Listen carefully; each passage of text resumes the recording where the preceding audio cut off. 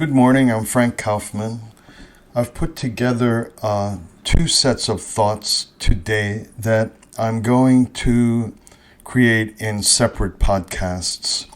One will be called The Pull, P-U-L-L, The Pull. And a second one I'll do right after this will be called The Weave. So very quickly then, on this podcast, which I've entitled The Pull, I want to speak about a way of passing through life well that you or we set up for ourselves from kind of anchored in a future point that draws us through life, that pulls us through life.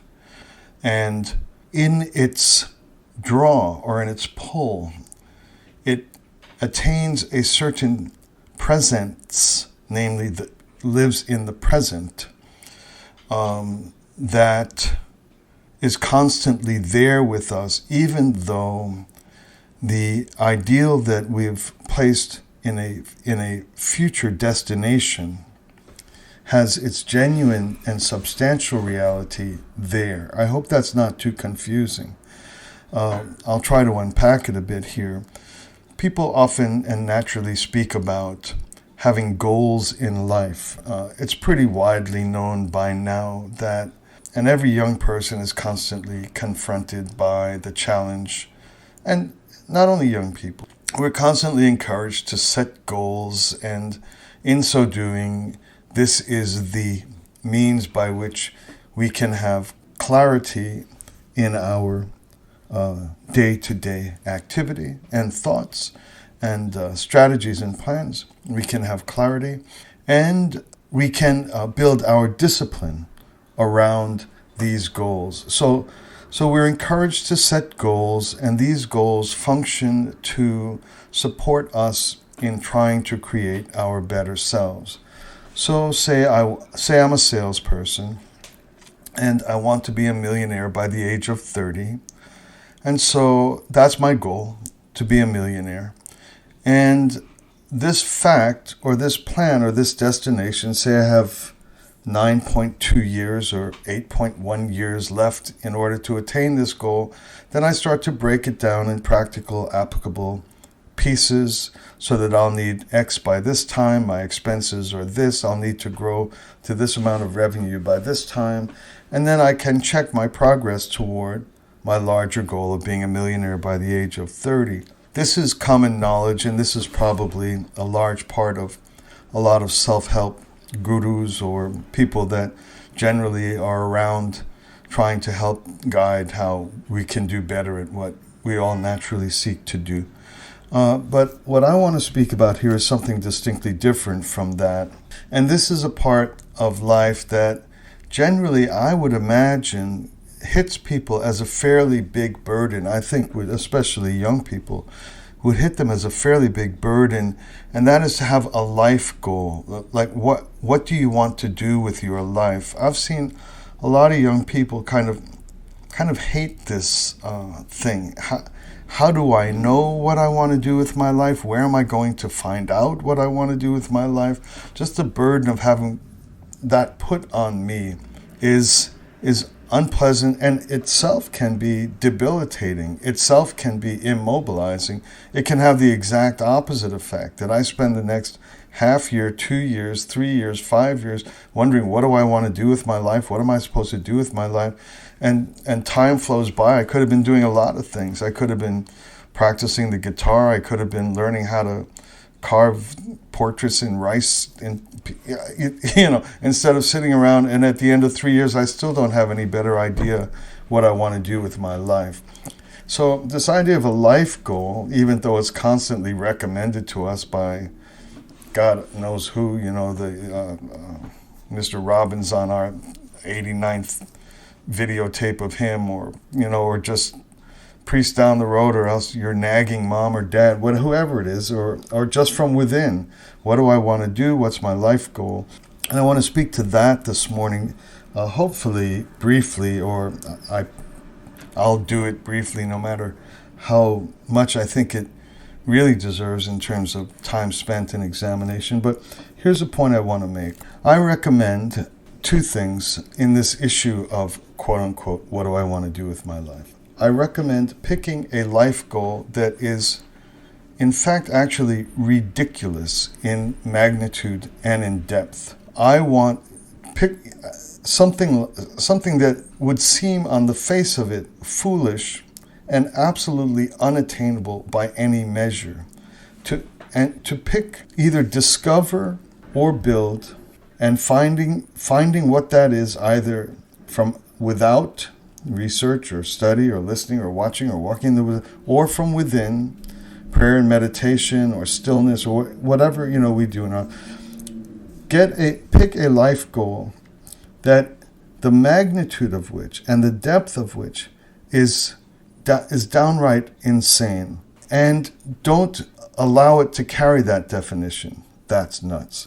So something like, I want to be perfect all the time. I want to never let a solitary event, experience, word, conversation ever disturb my thoroughgoing peace and my complete and entire reaction to the other as profoundly loving for them. I want that never to be interrupted ever in any moment of my life, ever. Okay, that's a good goal, actually. If we could attain that, that would be delightful. I honestly would love that. I think it would be delightful. What are the chances of that, of me becoming that way before I die? I don't really know the chances of that. And what I'm saying here is I don't even really want to know the chances of that. I just want that to be my goal. And I don't care who says to me, what are you, nuts? That's impossible. What are you, arrogant? Who do you think you are, Jesus? Or say what you like. Pick some, that's just an example I picked out of the blue. Or have this as a goal. I want no industry ever, anywhere on earth ever, to design its production system in ways that damages the earth's environment. Not one, ever, anywhere, ever. Not a drop of mercury in the torrents oceans wide. I want a perfect world, just environmentally, industrially, environmentally. It's a ridiculously wide goal. What I'm saying, these are just a couple of random examples. So when I say in their magnitude, that means a huge goal for the whole world, for all people, for all, whatever, something infinitely huge, that this is a goal for my life that is I seriously wish and want to see happen. And something infinitely deep, some sort of development of myself that is inane in its magnitude. And having identified those, and those should come out of me or resonate with me, that are really mine. They're really, I didn't just pick them out of a hat. They're really mine. These are, as I look at myself, as I study myself, as I feel who and what I am, this is what I really, really want. The plight of the whales, or the plight of the white tiger in Siberia, it truly troubles me. And someone would say, well, what can I do about it? I'm not the one who's selling parts of the Siberian forest to some Russian energy company. What am I supposed to do about the white tiger in Siberia? This is not my point. It's exactly denying the immediate encroachment of practicality to my goal, and allowing it to own a genuine part of myself that it is me. It came from me. I'm the one who either found it or picked it or discovered it, or it's mine. It's not random. And once I pick those or identify those or recognize those, to put them in my serious, in my destiny as a serious pursuit. Whether or not I'll ever get there is not the point at all. Whether it's practical is not the point at all. Whether it should be pursued, that is the point. It should. If I get 1 degree there, that's what I got. If I get a 50 degrees there, that's what I got. If I got all the way there, that's what I got.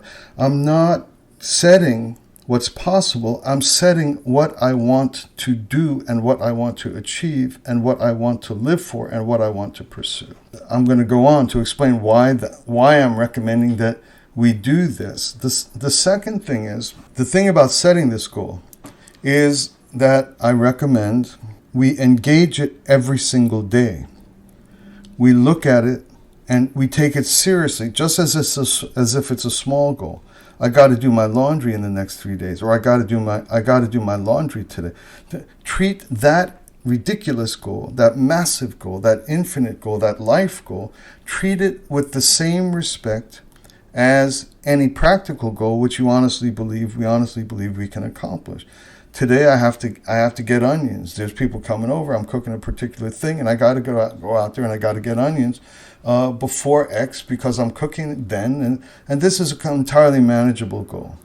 What I'm recommending is that these infinite, massive, quote unquote, ridiculous, quote unquote, impossible goals, that we engage them every day with a degree of seriousness that matches how we treat all our other intents and purposes, so that we are honoring this massive, quote-unquote, impossible, you'll never do goal as a genuine and honest thing in our lives. And those two things are what I'm identifying in this podcast as the pull.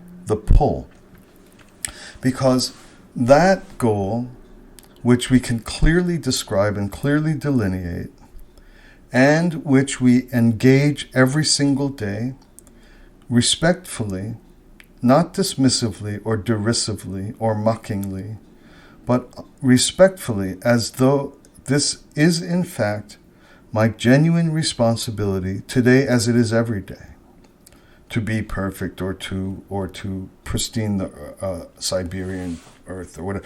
I engage it honorably, and I pursue it with the best of myself.